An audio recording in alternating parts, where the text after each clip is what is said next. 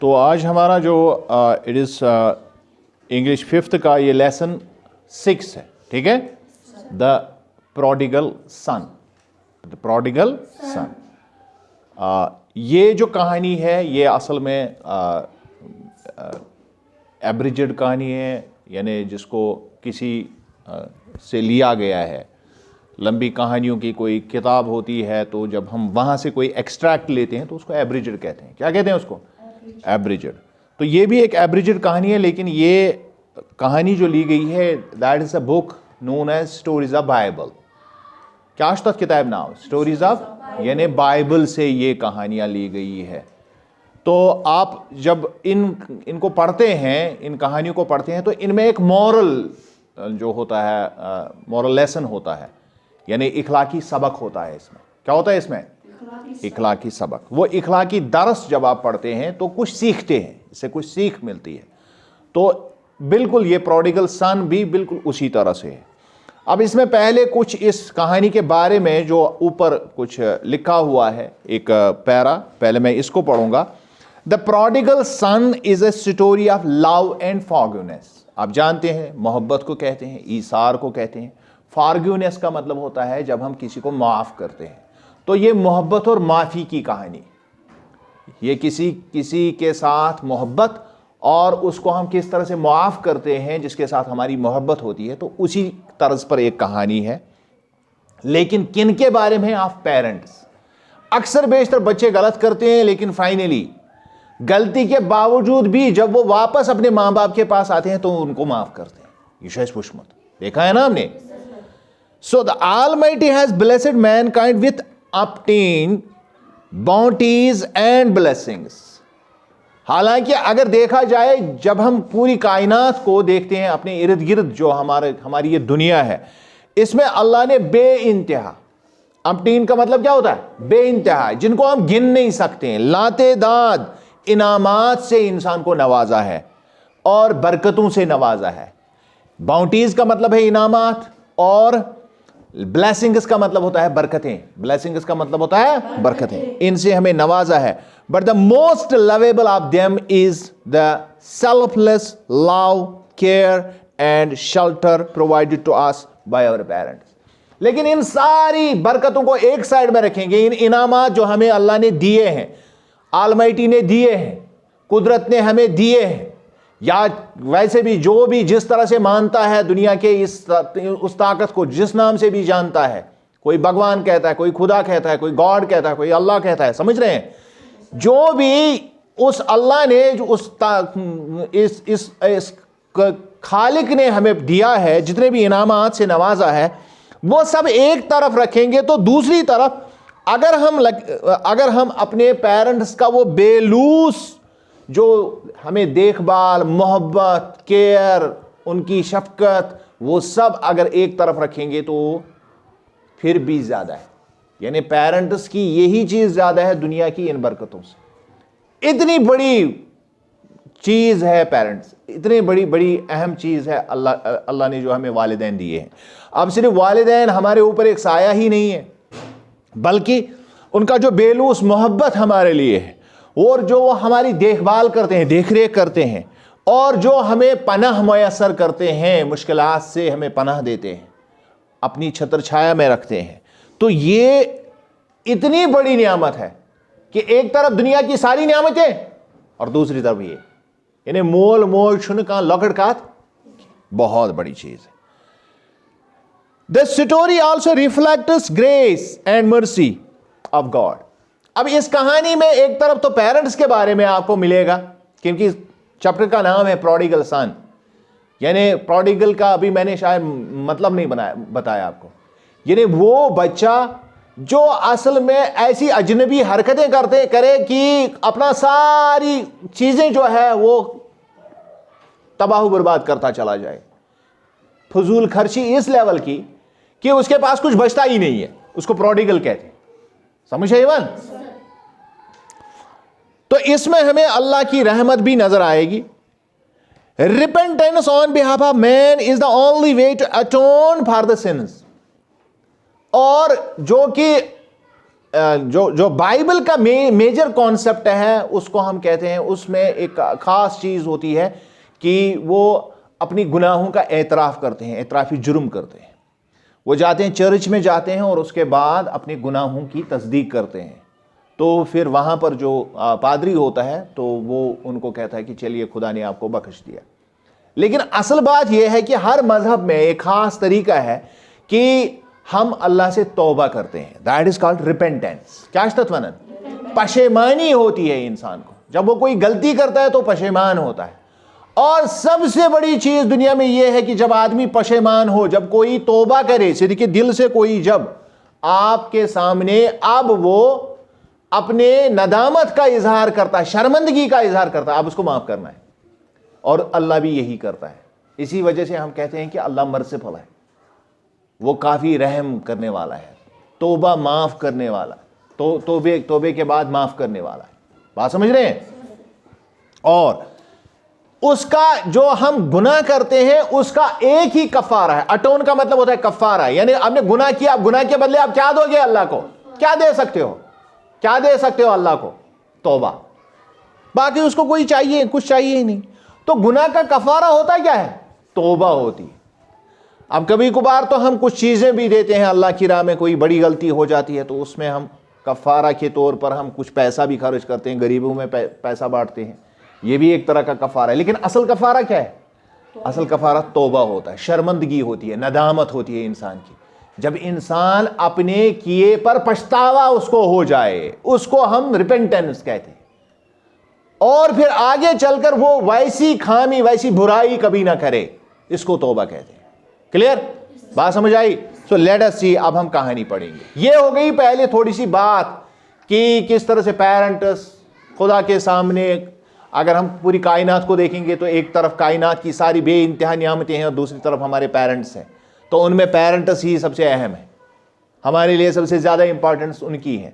और दूसरी तरफ जो अल्लाह ने हमको दिया है, इसमें हमें गलतियां भी होती है। हम कभी कभार जो है इन नियामतों का कुफरानी नियामत भी करते हैं, क्योंकि हम इन नियामतों का अच्छी तरह से शुक्र अदा नहीं करते। नियामतों का शुक्र ये नहीं है कि हम सिर्फ अल्हम्दुलिल्लाह पढ़ते जाएं, अल्हम्दुलिल्लाह। नियामतों का शुक्र ये है कि हम इन नियामतों का सही इस्तेमाल करें।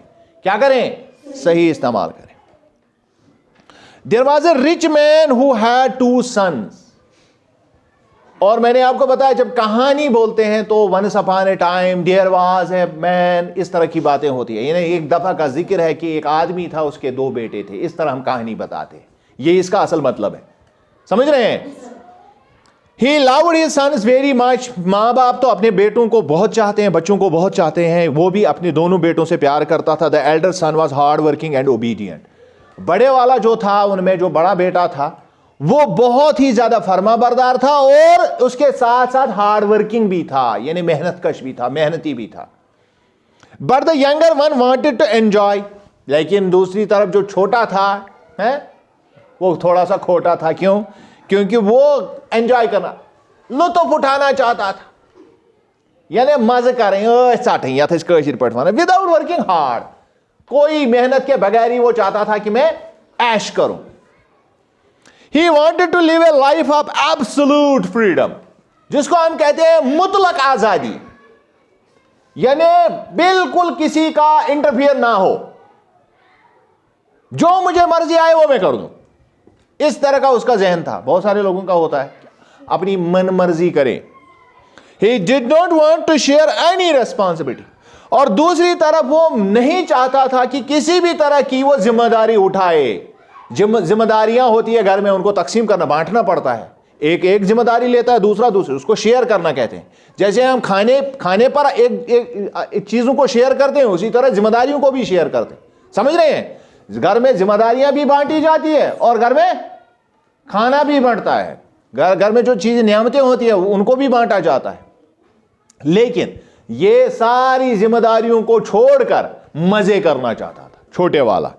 As he had an eye on his father's property। क्यों? क्योंकि उसके दिल में था, उसकी नजरों में थी एक चीज, वो है बाप की प्रॉपर्टी, उसकी मीरास, उसकी विरासत।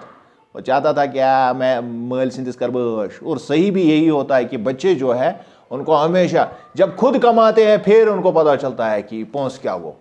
तब तक वो कहते हैं कि हाँ मैं छोन शन हतन बूट पत ये शन सासन बूट पत ये सह यह पान जेन पे शन हतन तन पे तथ 3 रपन चपी इस्लामाबाद सेल लग तथ जबरदस्त चपी मे ये कूदसो 3 रपी क्या पांच कमाई पन।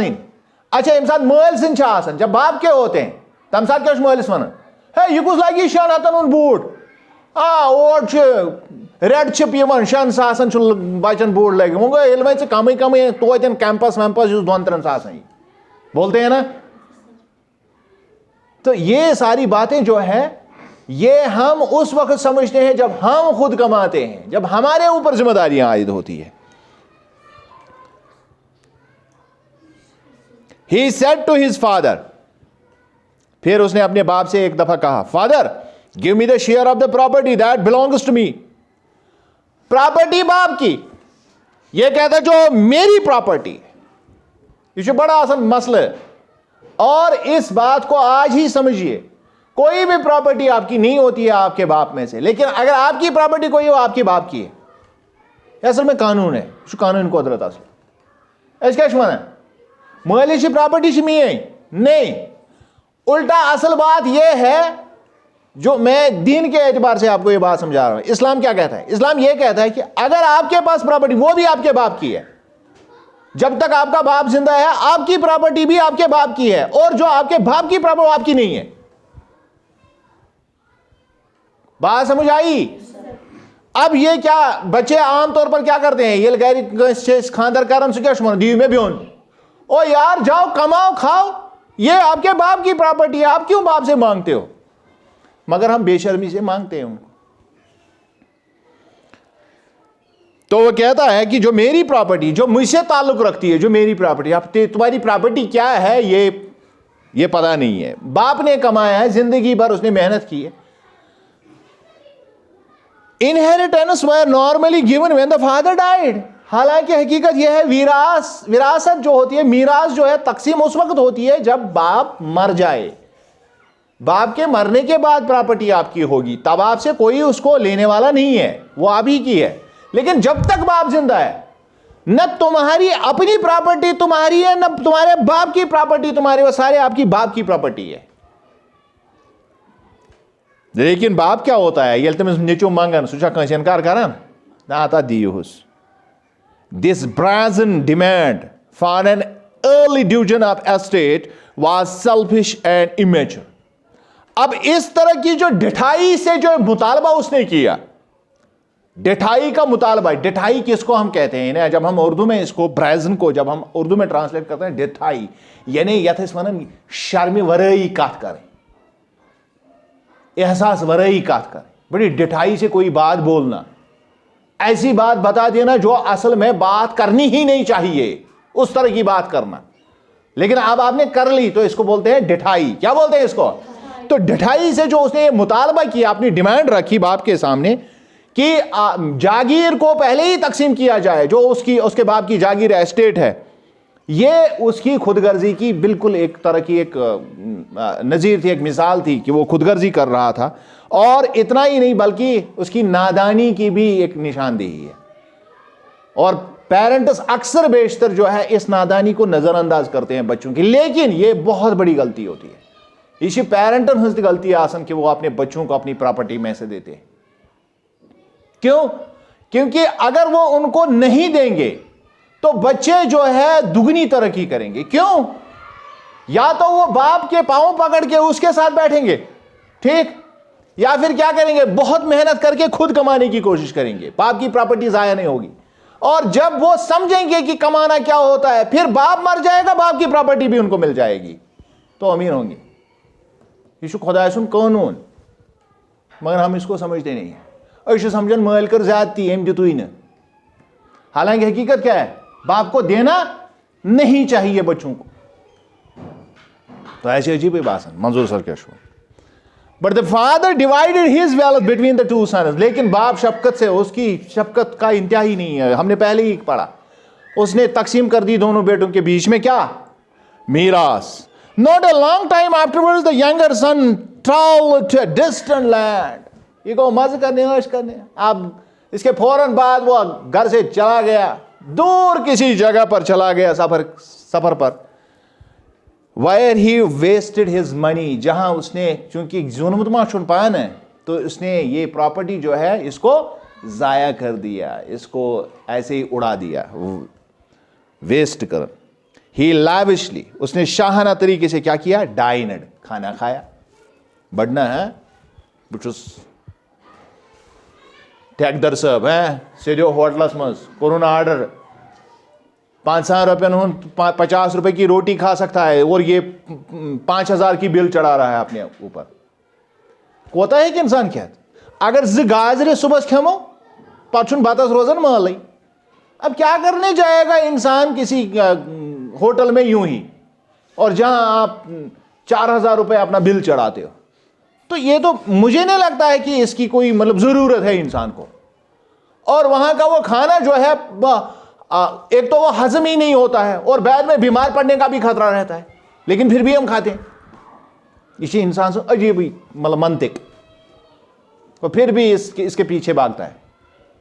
और अब सिर्फ खाना खाता तो ठीक, वाइनड वो पीता भी था, एंड गैम्बलड, फिर जुआ भी खेलता था। क्या पहुंचना मल सिंह चांदस योत गन तोत गन मे पन। At last when he had spent even the last penny, अब आखिर में जब उसने अपना आखिरी पैसा भी अब खर्च किया, ही ऑलमोस्ट स्टार्व्ड टू डेथ। अब फाका कशी की नौबत आ गई। किसकी दोमा रोज ये जून हुई, अत गना पता आसनी सुचन पकान। तेल अगर बुत खर्चाए तो इंसान ठीक है, लेकिन आप कमाते कुछ नहीं हो, सिर्फ उड़ा रहे हो, तो ये एक दिन तो आपके पास कितना भी हो ये एक दिन खत्म होगा। समझ रहे हैं? There came a terrible famine throughout the country that made living harsh. अब इतना ही नहीं है, हम कहते हैं ना अभी सर मुंडाया ही था कि ओले पड़ गए। दबर कोस्ताएं को तमें उसने जुई मास्कोस में तमिस गरिक दुआई वन आता मास्कास मास्कास मास्कास यो मास्कासन एक दो आए अमिस हंग तो यह गो मास्कासने युथे मास्कास द्राव अमिस मज पाई मास्कास गई टूप आसन गर सत नईद मान मज द्राव नबर हाँ पे खड़ जबरदस्त गगड़ाय वस तो पे वो डोंट ये घर वोत अमिस रथ वसान सरसी कलस। अगर पता होता पहले भी उसने ये बाल कटाए होते, उसको पता होता कि घर से निकलने के बाद अगर मुझे बाल कटवाने जाना है तो मुझे टोपी जेब में चाहिए, क्योंकि रिटर्न पर ओले भी पड़ सकते हैं। तो इसको ये पता नहीं था। अब इसने सारी चीजें जो है खत्म की। अब नौबत किसकी आ गई? फाका करने की नौबत आ गई। और अब एक तो वो फाका कशी पर पहले से ही मजबूर था, दूसरी तरफ उस मुल्क में कहत साली हो गई। एवरी वो द्राग क्या वो था, यो है वो ओले पड़ना, सरमंडा के ओले पड़ना। अब ये जिंदगी बहुत हारिश हो गई, मुश्किल, यानी जीना दोबर हो गया। ही हैड नो मनी, अब उसके पास पैसा नहीं था। नो होम टू लिव, घर भी नहीं था, भाग गया था घर से। एंड नथिंग टू ईट, खाने के लिए कुछ भी नहीं था। He badly needed a job, अब उसको कमाने की जरूरत पड़ गई। अब वो जॉब ढूंढ रहा है, नौकरी ढूंढ रहा है। क्या ढूंढ रहा है? नौकरी ढूंढ। काश उसने बाप की नौकरी की होती, क्या अच्छा होता है। नौकरी करने के बावजूद भी वो मालिक होता। He badly needed a job, so he went and hired himself to one of the inhabitants. अब वो निकला वहां से और फिर एक जगह मजदूरी जो है एक शख्स की मजदूरी शुरू कर दी, जो वहां का एक बाशिंदा था of that country, who sent him on his fields to feed animals. अब इसने इससे क्या काम लेना था? एम क्या सोई पानस मजदूर, इसने मजदूरी के लिए उसको जॉब क्या दिया, काम क्या दिया कि जाओ मेरे भेड़ बकरियों को खाना खिलाओ, यानी नियर रश तीर तो गुपन फिक्र तैरी यथ कशित पे वन वह क्या लगे लाशे ओतान तो ये होटलस मज 5 स्टारस मज बेहन अन सा कबाब अन सा गोश्ताब वह दपान हे अन तो आब सह बन न रूद वो कबाब तो न रूद गोश्ताब, अत रूद वो खाली आब, यह अमिस वो बन। He longed to make a meal of the pods the animals were eating. अब उसकी आरजू ये होती थी कि जो फलियां इसे रोस छ दिवन कमान चारवायन जानन छो रोस वन छो तो पाई कह ब्रोट चारवायन दिवन गुपनन दिवन क्या तिमन दिवन मुठ पाकन तथ रोस कड़न या तिमन कनक दिवन पाकन तथ रोस वन क्या वन वही चारवाय रोस अमी मज खावन जो फलियां उसमें होती है वही खा उसी पर दिन गुजारता है। But no one gave him anything, अब यही खाने पर मजबूर था और उसको कोई कुछ और नहीं देता था। The hunger pangs made him to fell down and he become unconscious. अब इतनी भूख से वो बेहाल हो गया, वो कितनी दफा ये करता कि इन पॉड्स को कितनी दफा फलियां कब तक खाता, तो वो भूख की शिद्दत से इतना बेहाल हो गया कि बेहोश होके गिर पड़ा। यानी वन छुन अमिस कठन रूदम रफ्तार बच सी। ऑन रिगेनिंग हिज कॉन्शियसनेस, जब होश आया ही थॉट, अब सोचने लगा, how many of my father's hired man have more bread than they want. यार मेरे बाप के पास जो मजदूर लोग काम करते हैं उनके पास कितना खाने को है, जितना उनको नहीं चाहिए उससे ज्यादा खाना मेरे घर में। While I here am dying of hunger, और मैं यहां भूख से मर रहा हूं। मुझे प्योस मोल याद, क्या प्योस याद, I will go to my father, मुझे चाहिए अपने बाप के पास वापस जाना। एंड से टू हिम, अब मुझे उसे कहना चाहिए, father I have sinned against heaven and before you. यहां का इसका मतलब है, ये एक तरह का खास तरीके की एक स्लैंग है। इसका मतलब होता है मैंने खुदा के सामने और आपके सामने। हेवन का मतलब क्या है यहां, खुदा। हालांकि हेवन का मतलब होता है आसमान, लेकिन यहां आई हैव सिन्ड अगेंस्ट हेवन का मतलब है मैंने खुदा की नाफरमानी की है, एंड बिफोर यू, और आपके सामने भी नाफरमान हुआ। यह अपने आप से अब कह रहा है कि मैं वापस जाऊंगा, बाप से कहूंगा कि मैंने खुदा की भी नाफरमानी। खुदा की नाफरमानी क्यों की? क्योंकि खुदा कहता है अपने मां बाप की फरमाबरदारी करो। जो अपने मां बाप की फरमाबरदारी नहीं करता वो खुदा की भी नाफरमानी करता। I no longer deserve to be called to be called a son of yours. यकीनन मैं आपका बेटा कहलाने का मुस्तहिक नहीं हूं। Treat me as one of your hired men. आप मुझे इस तरह रखे जैसे मैं आपका एक मजदूर हूं। ऋषि पानसिद्धि सोचन, and I will work for you, अब मैं आपके लिए काम करूं। ऋषि पानसिद्धि मशवरा करें, या अपने साथ ये मशवरा कर रहा है। This would ensure him a place to live in and food to eat, और इससे मुझे दोनों मसले हल होंगे, रहने को जगह भी मिलेगी और खाने को कुछ मिलेगा, बाप देगा जरूर। He went to his father, फिर वो अपने बाप के पास गया, who was patiently waiting for him to return, और बाप बड़ी बेसब्री से उसका इंतजार कर रहा था। कौन? बाप हमेशा अपने बेटों के बारे में सोचता रहता कि कब वापस आए, गलती की वापस आएगा, गलती की वापस आएगा। और बच्चा क्या सोचता है, कब मरेगा, मुझे प्रॉपर्टी मिलेगी। The father embraced the last son and kissed him tenderly. अब वो एक तरह से उसके बाप से, वो जिसको हम कहते हैं कि उसने खो दिया था अपने बेटे को, जब वो वापस आया तो उसने उसको हग किया, यानी गले लगाया। एम्ब्रेस का मतलब होता है गले लगाना। एंड किस्ड, और उसको चूमा भी बहुत नरमी के साथ। कोई ये नहीं कि आप कहां थे, वहीं का था कि, और मां बाप ये नहीं बोलते, वो बोलते हैं कुबरे ठीक हुई, उसको आंखा वार करे, कोई बात नहीं, बैठो। खाना खाया है तो माँ बाप ये करते हैं, उसके लिए खाना पकाते हैं, अच्छे अच्छे पकवान बनाते हैं, उसको खिलाते पिलाते हैं। मालिस माच खुदा सबन यी त्रोम जहनस में। अब बच्चों के दिमाग में क्या है वो अलग बात है। फादर क्राइड द सन, अब वो चिल्ला रहा है, रो रहा है। I have sinned against heaven and before you, जो वहां बताया था, मैंने खुदा से भी नाफरमानी की और आपसे भी, आपका भी मैं नाफरमान हूं। I am not worth calling your son, मैं इस लायक नहीं हूं कि आप मुझे अपना बेटा कहें, मैं इस लायक नहीं हूं। आई हैव रॉन्गड यू, मैंने तुम्हारे साथ गलत किया है। माई डियर फादर, मेरे अच्छे बाप। सेड द सन, किसने कहा? But the father said to his servants, लेकिन दूसरी तरफ बाप है, ये क्या कह रहा है, वो उसकी तरफ तवज्जो नहीं कर रहा। उसने अपने नौकरों से कहा, क्या कहा, फेच अ गुड रोब, इसके लिए अच्छा सा लिबास लाओ, क्विकली, जल्दी जल्दी, and put it on him, और इसको पहनाओ।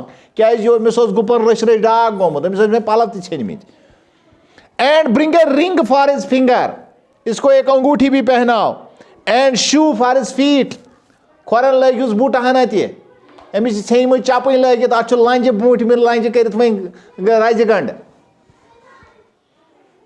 समझ यह, और पत्किन तीज गह पत्किन थूर पे पत्थर, fetch the fat goat and kill it, और वो जो मोटी वाली बकरी है उसको ज़बह करो, एंड लेट अस फीस्ट, और आज हम दावत करेंगे इसकी, एंड एंजॉय आवरसेल्व्स, और हम भी थोड़ा सा खुशी मनाएंगे। For my son here was dead, for my son here was dead and has come to life again, क्योंकि ये जो मेरा बेटा है, मान लीजिए मर गया था लेकिन ये फिर जिंदा हो गया मेरे लिए। ही वॉज लॉस्ट, ये खो गया था, एंड हैज बीन फाउंड, अब हमने इसको खोज निकाला है, पा लिया है। And they began to make merry, तब उन्होंने खुशियां मनानी शुरू कर दी। His elder son who was out on the field is return and heard music and dancing, अब जो दूसरा बेटा था जिसके बारे में पहले तो वो बाप के पास ही रहा था, वो काफी ओबीडियंट था, वो वापस आया तो वो घर से बाहर वो सुन रहा है कि वहां तो सिंगिंग हो रही है, डांसिंग हो रही है, वहां तो पता नहीं शाहाने बज रहे हैं, तो उसकी समझ में नहीं आया क्या हो रहा है। Then he called one of the fellows to him and asked what all that meant, उसने एक वहां घर में एक काम करने वाले को पूछा, उसको बुलाया और कहा यहां क्या हो रहा है, क्या मतलब है इसका जो यहां हो रहा है। Your brother has come, he replied, उसने कहा कि आपका भाई आ गया है, and your father has had the fat goat killed because he has got him home safe and sound, अब उस खुशी में आपके बाप ने वो मोटी वाली जो बकरी थी उसको ज़बह किया, क्योंकि वो खुश है कि उसका बेटा मिल गया है, वापस आया है।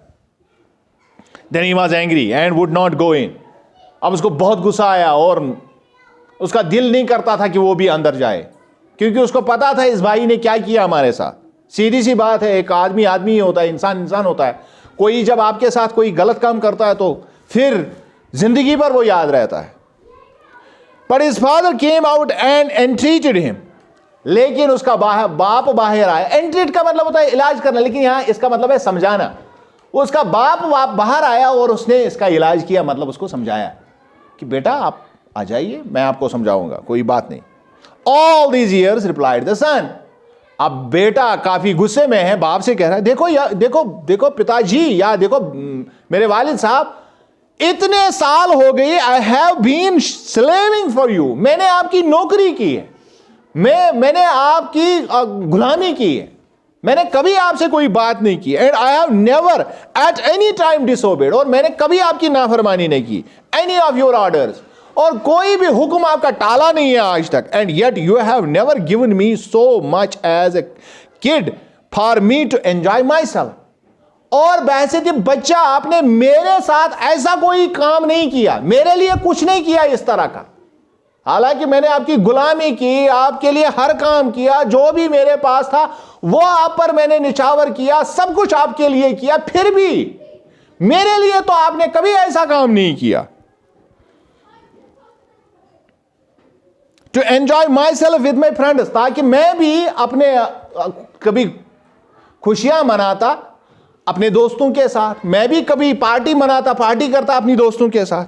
But now that this son of yours is back, अब ये जो आपका ये नालायक बच्चा वापस आ गया, who has destroyed up your property, और जिसने आपकी सारी की सारी दौलत जो है उसको तबाह किया है, बर्बाद किया है। You have killed the fat goat for him, और आपने जो मोटी वाली ताजी वाली जो बकरी थी उसके लिए ज़बह की। यहां घर में पार्टी रखी, गाना ढोल सब कुछ हो रहा है यहां पर, मेरे लिए तो कभी कुछ नहीं हो रहा है। यू माई डियर सन, देखो बाप किस तरह समझा रहा है, उसने कहा मेरे प्यारे बच्चे, said the father, you are always with me, आप हमेशा मेरे साथ हो, and all that is mine, is also yours, और जो भी मेरे पास है वो सब तुम्हारा है, वो सब। We are bound to make merry and rejoice, लेकिन हम इस चीज के पाबंद है कि हम शादमा हो, हम खुशी मनाएं। क्यों? For this brother of your, जो ये आपका भाई है, हु वाज डेड, आप समझ लीजिए हमारे लिए मर गया था, and who was dead and has come back to life, आप समझ लीजिए हमारे लिए फिर जिंदा हो गया है। He was lost, क्योंकि ये खो गया था, and has been found, अब हमने उसको ढूंढ लिया, ढूंढ निकाला, पा लिया है। The father said to his older son, अब बड़े बेटे से बाप ने कहा, that one should not forget to rejoice when a sinner repents and returns to God, मैं इसकी खुशी में ये नहीं कर रहा हूं, बल्कि हमेशा इंसान को उस वक्त खुशी करनी चाहिए, शादमा होना चाहिए, जब कोई शख्स तौबा कर ले। क्या कर ले? वापस खुदा की तरफ आ जाए। It is a moment of pleasure, इसलिए ये खुशी का मौका है। That your brother has realised, क्योंकि आपके भाई को एहसास हुआ है हिज मिस्टेक, अपनी गलती के बारे में, एंड इज सीकिंग मर्सी, अब वो हमसे माफी तलब कर रहा है, रहम की भीख मांग रहा है, एंड फॉरगिवनेस, और हमसे माफी भी मांग रहा है। Let us accept him for he want us to become a good man, चलिए हम उसको माफ करते हैं, उसको अपने पास फिर रख लेते हैं और इसको माफ करते हैं। God teaches us to be kind and merciful, क्योंकि अल्लाह का जब भी हम नाम लेते हैं तो वो क्या है? He is kind and merciful. हम हमेशा जब भी कहते हैं बिस्मिल्लाहिर्रहमानिर्रहीम, in the name of God, in the name of Allah who is the most merciful, the beneficent, समझ रहे हैं? तो हमेशा हम ये उसके हम कहते हैं कि he is kind, he is merciful, तो हम अल्लाह के बारे में अगर कहते हैं कि वो रहम वाला है, रहमत वाला है, तो हमें भी वैसा ही बनना चाहिए। बात समझ आई? समझ आया सब कुछ? कहीं पर कोई बात रह गई? चलिए, ओके, थैंक्स।